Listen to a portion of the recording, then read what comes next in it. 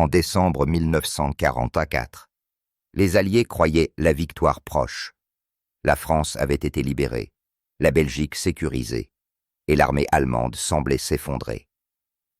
Cependant, sous les forêts enneigées des Ardennes, une tempête se préparait.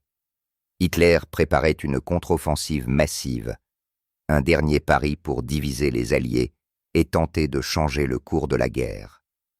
Au centre de ce plan se trouvait la première division SS Panzer, le fer de lance de l'attaque. Face à eux, les forces d'élite du général George S. Patton allaient bientôt être déchaînées. Voici ce qui s'est réellement passé lorsque la première SS a rencontré l'élite de Patton à la bataille des Ardennes. Ce qui a suivi a été un affrontement qui a détruit des mythes et défini l'avenir de l'Europe.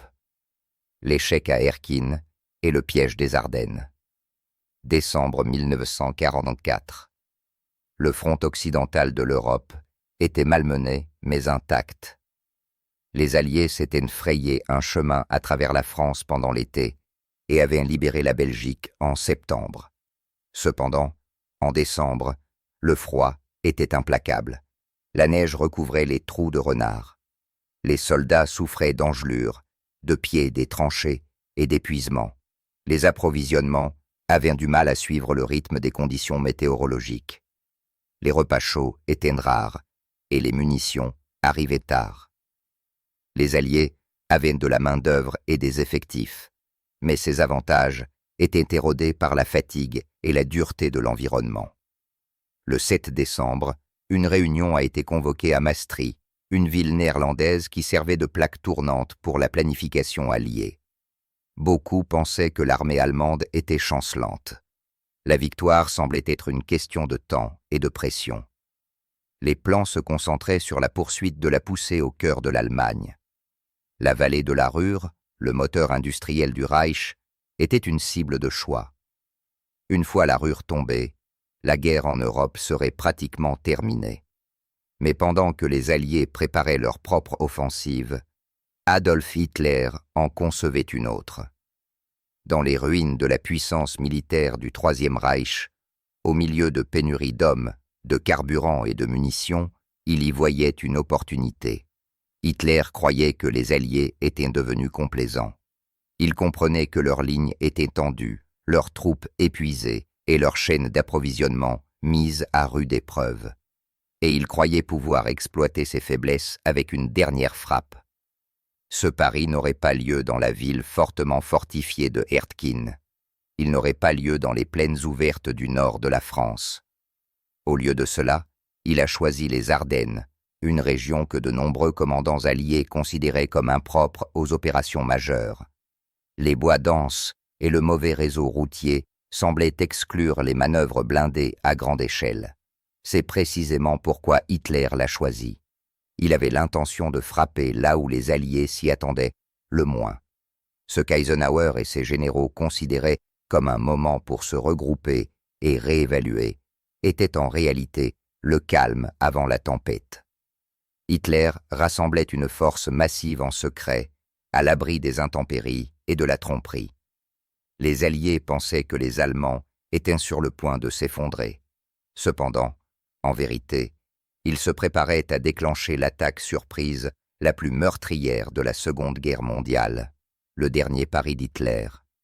Le nom allemand de l'offensive à venir était Wacht am Rhein, qui signifie « garde sur le Rhin ». Cela sonnait comme une défense, une ruse astucieuse pour tromper les renseignements alliés en leur faisant croire que les forces allemandes se retranchaient pour protéger la patrie. Mais en réalité, c'était le contraire. Ce n'était pas une garde, c'était un pari. La dernière et la plus grande des tentatives désespérées d'Hitler pour changer le cours de la guerre. Le plan était audacieux. Les forces allemandes perceraient les Ardennes, traverseraient la Meuse et se dirigeraient jusqu'à Anvers. En s'emparant de cette ville portuaire vitale, ils sépareraient les armées britanniques et américaines l'une de l'autre, paralysant les lignes de ravitaillement et le moral des Alliés.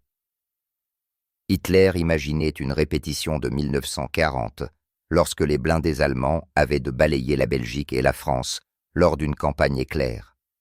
Sauf que cette fois, ce plan serait gravé dans l'histoire sous le nom de bataille des Ardennes. S'il pouvait forcer les Alliés à une impasse, voire à négocier la paix sur le front occidental, l'Allemagne pourrait alors concentrer ses forces restantes contre l'Union soviétique à l'Est. Pour mener cet assaut, Hitler s'est tourné vers ses unités les plus fiables et les plus redoutées.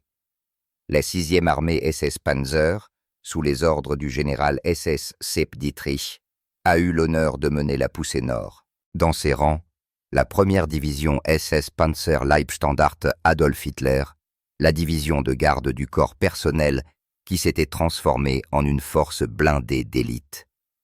Ces troupes étaient idéologiquement loyales, endurcies par les campagnes de la Pologne à la Russie et tristement célèbres pour leur brutalité. La 1re SS était équipée de certaines des armes les plus redoutables d'Allemagne.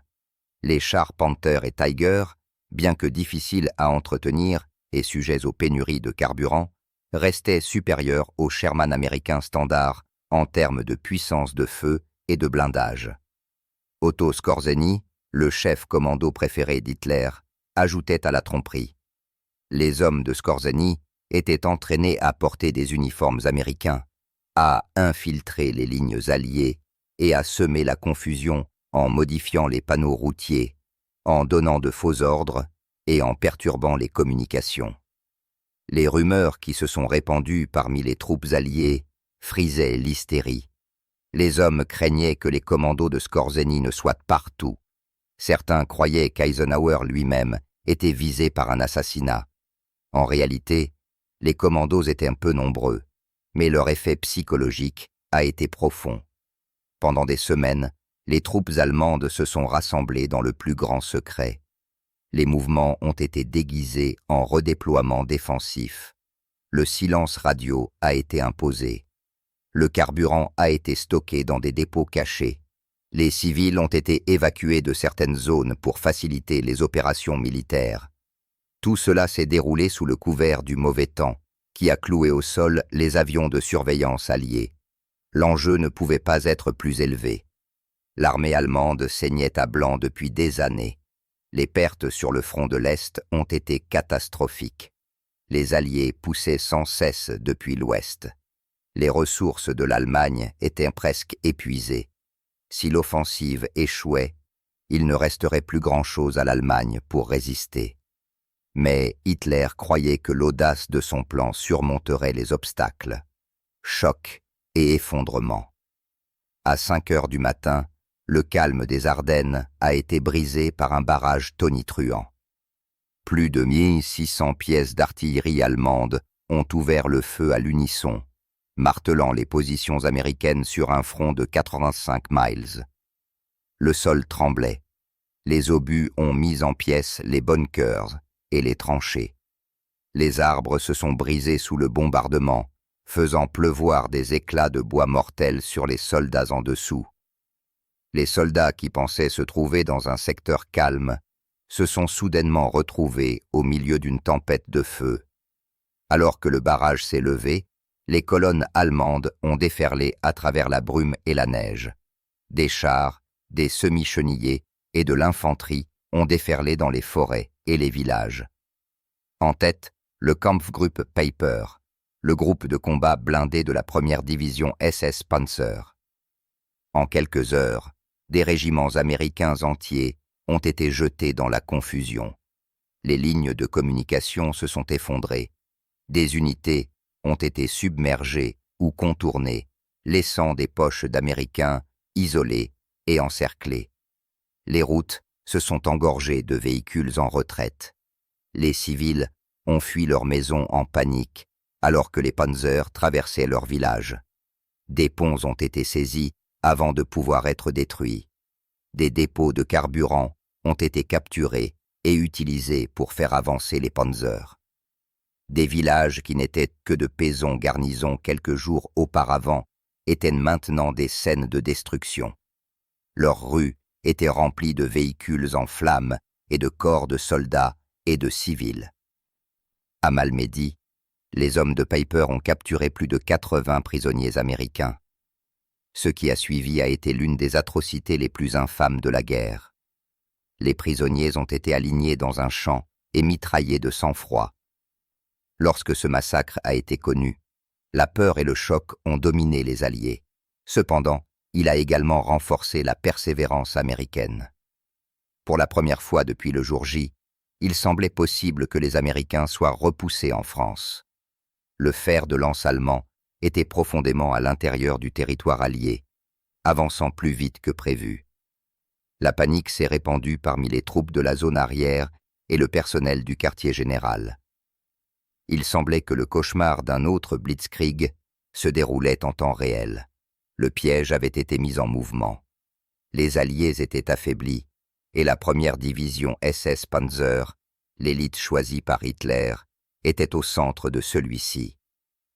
La défense américaine se fissure.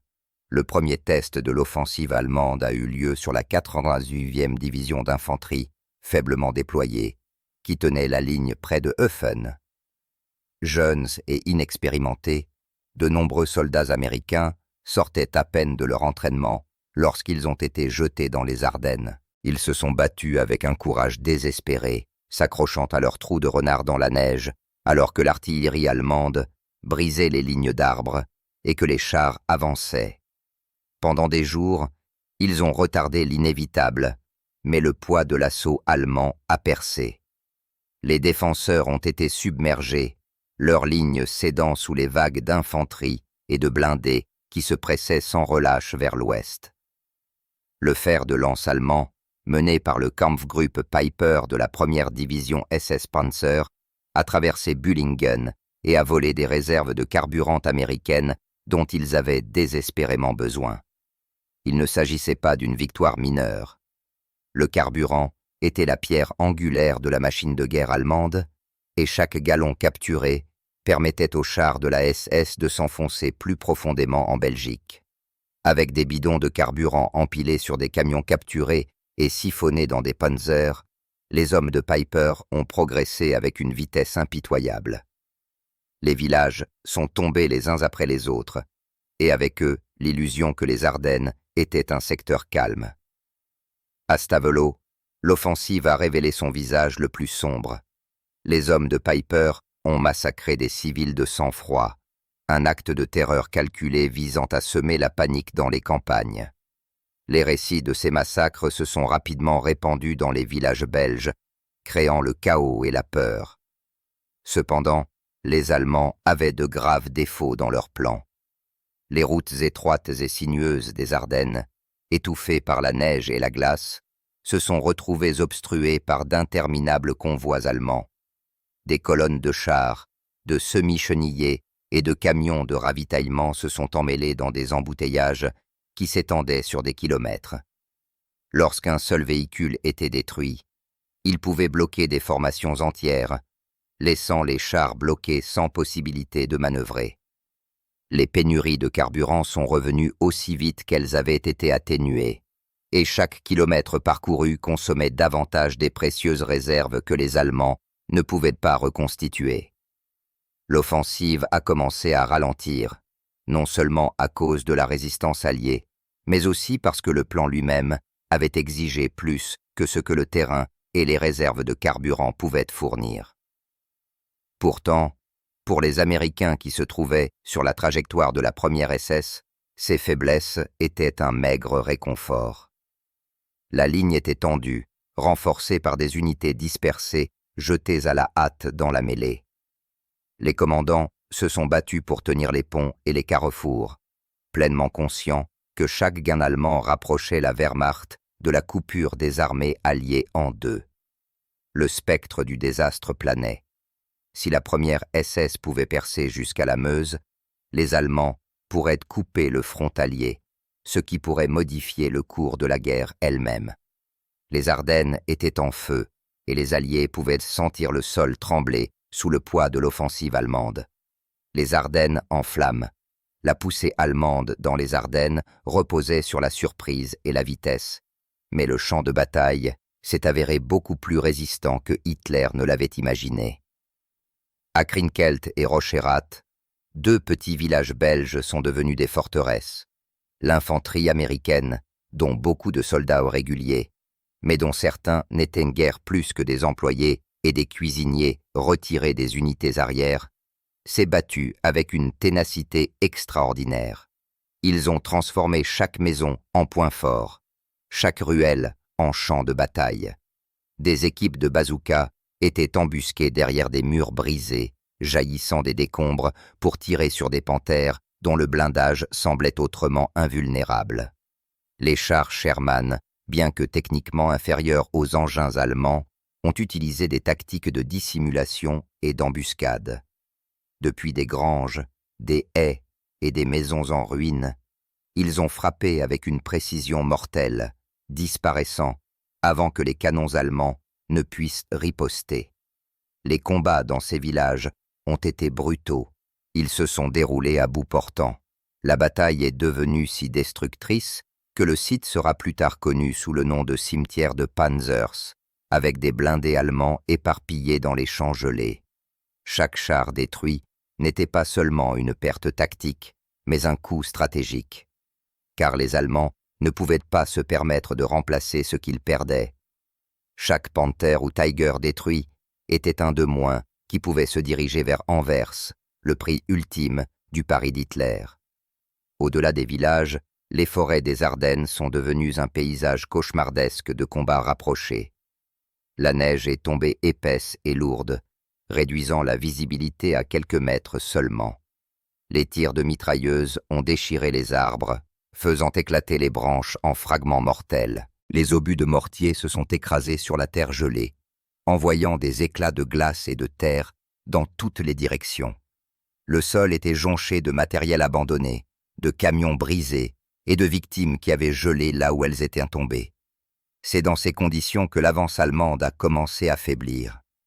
Les Américains, bien que malmenés et souvent en infériorité numérique, se sont accrochés aux hauteurs et ont refusé de céder.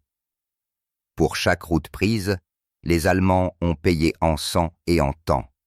Et le temps, comme les commandants des deux camps le savaient, était la seule ressource dont Hitler ne disposait pas. Chaque heure perdue rapprochait les renforts alliés, et chaque jour gaspillé permettait au ciel de s'éclaircir, permettant aux avions alliés de revenir et de dominer à nouveau le champ de bataille. Les Ardennes étaient en feu, et ces flammes consumaient l'offensive allemande de l'intérieur. Bastogne assiégée. Au milieu du chaos, une ville s'est imposée comme la pierre angulaire de la campagne. Bastogne, une modeste ville carrefour en temps de paix. Son importance pendant la bataille des Ardennes ne saurait être surestimée. Le réseau routier de toute la région y convergeait. Quiconque tenait Bastogne contrôlait les artères par lesquelles les armées se déplaçaient.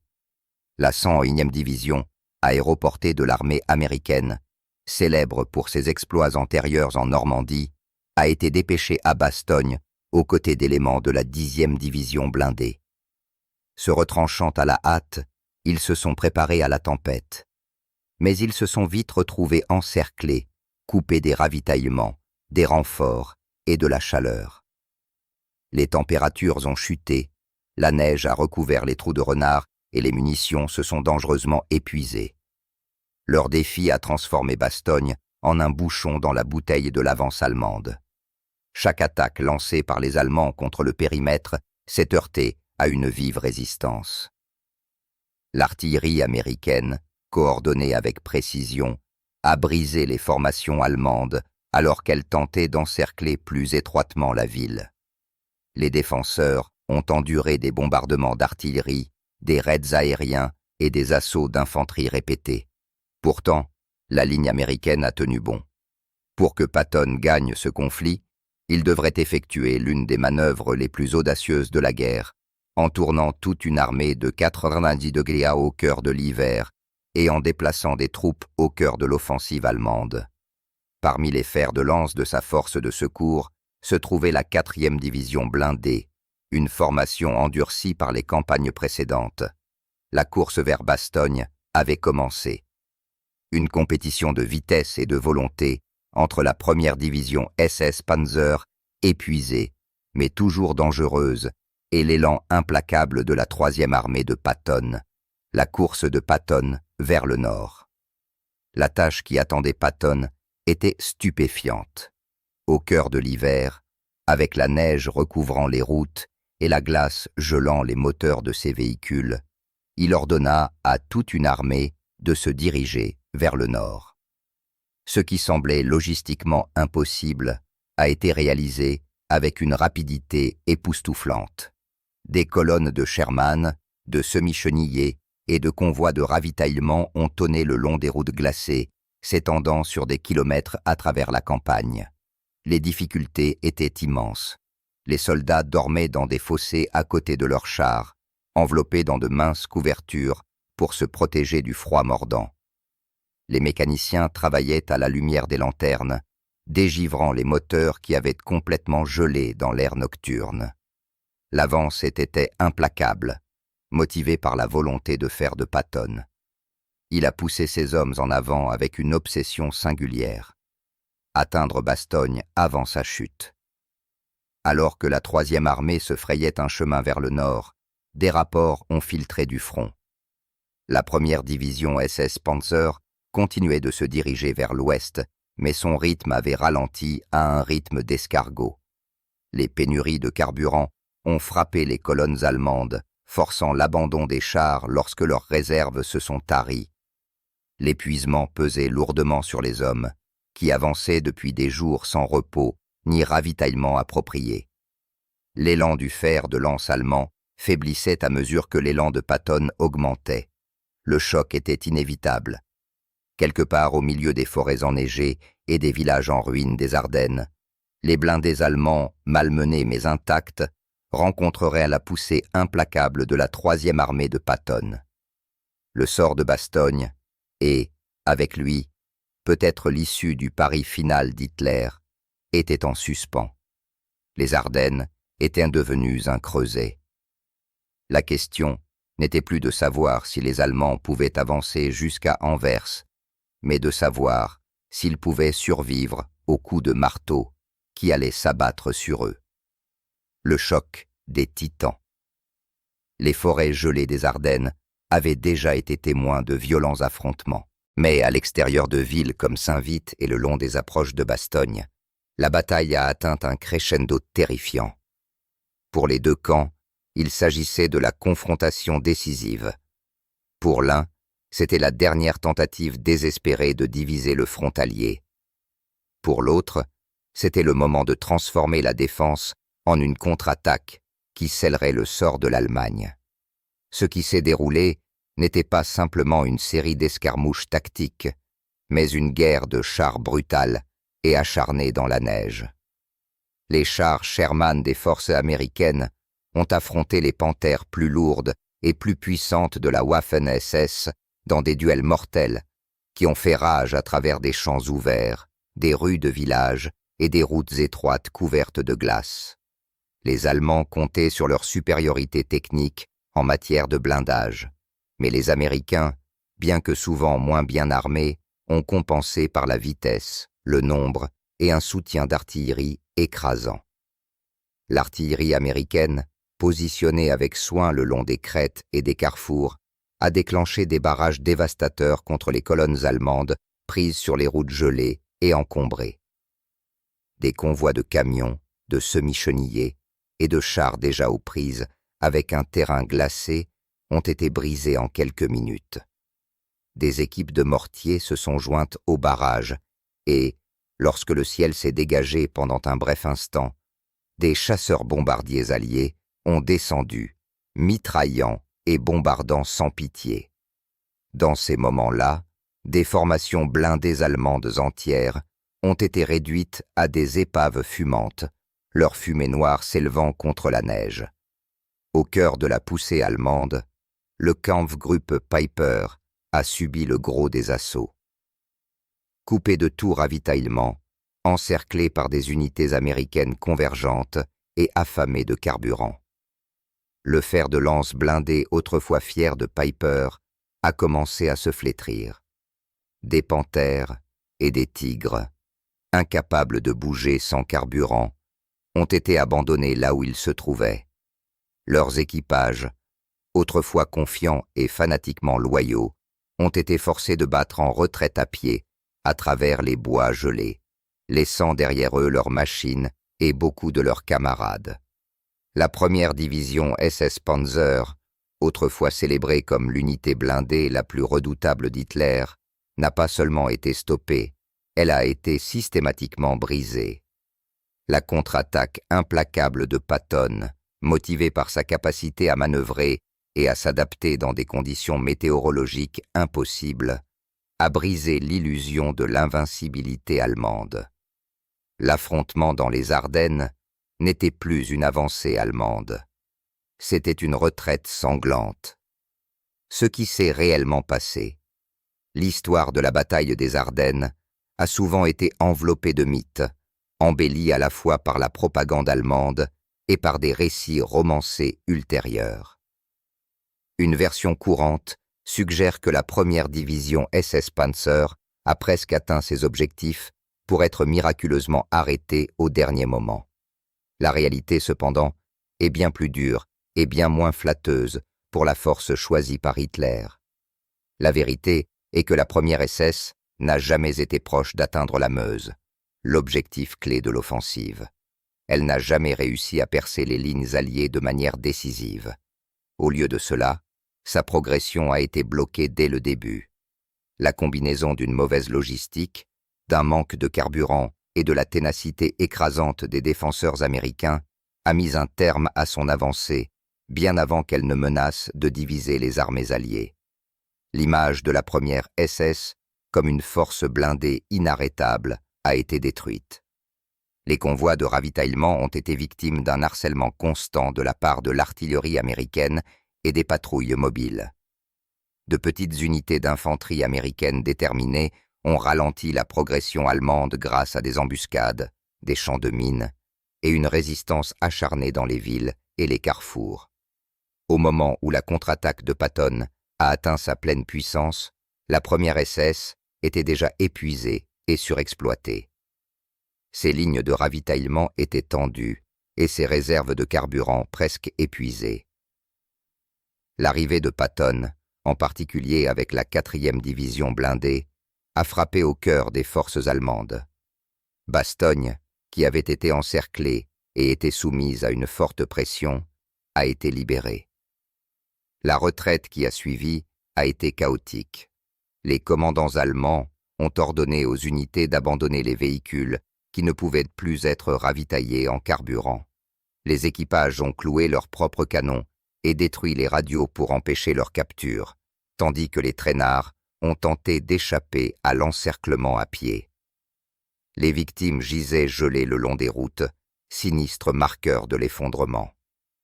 La première SS, sur laquelle Hitler avait compté comme symbole de la renaissance de l'Allemagne, a plutôt été réduite à une force brisée fuyant le champ de bataille. L'héritage des Ardennes. En janvier 1945, la bataille des Ardennes, le dernier pari d'Hitler sur le front occidental, était terminée.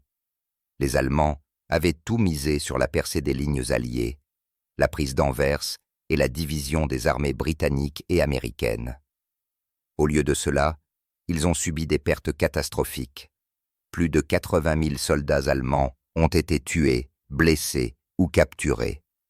Des milliers de chars, de véhicules blindés et de camions ont été détruits ou abandonnés.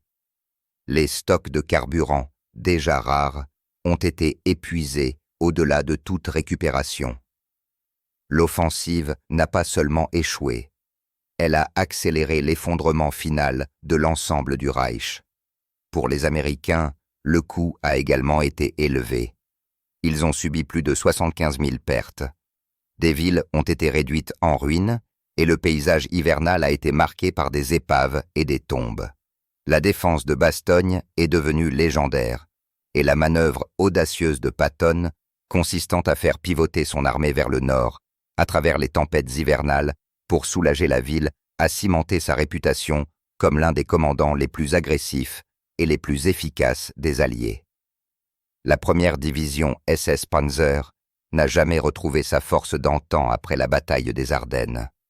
Autrefois le fer de lance de l'ambition d'Hitler, Elle est plutôt devenue un vestige brisé, incapable de mener d'autres opérations décisives. Pour les hommes qui ont survécu, la bataille des Ardennes a marqué la fin de leur rôle de formation d'élite. Leur réputation, autrefois liée au succès sur le champ de bataille en France et en Russie, a été à jamais ternie par l'échec en Belgique. L'héritage de la bataille des Ardennes perdure non seulement comme la plus grande bataille menée par l'armée américaine, mais aussi comme la dernière démonstration de l'incapacité de l'Allemagne à inverser le cours de la Seconde Guerre mondiale. Bien que les contre-attaques alliées aient eu de graves conséquences pour leurs soldats, elles ont prouvé sans aucun doute que la Wehrmacht et, en particulier, la Waffen-SS ne pouvaient plus dicter le cours des événements. L'initiative était entièrement passée aux Alliés, qui, à partir de ce moment, allaient inexorablement se diriger vers le cœur de l'Allemagne. Le résultat n'était pas celui qu'Hitler avait envisagé, et l'héritage de cette confrontation continue de résonner à travers l'histoire. En fin de compte, il ne s'agissait pas seulement d'une lutte pour le territoire. C'était une bataille qui a déterminé l'issue même de la Seconde Guerre mondiale en Europe. La bataille des Ardennes a-t-elle marqué le moment où le sort de l'Allemagne a été scellé? Partagez vos réflexions dans les commentaires ci-dessous. Merci d'avoir regardé cette vidéo avec nous, et à bientôt pour la prochaine.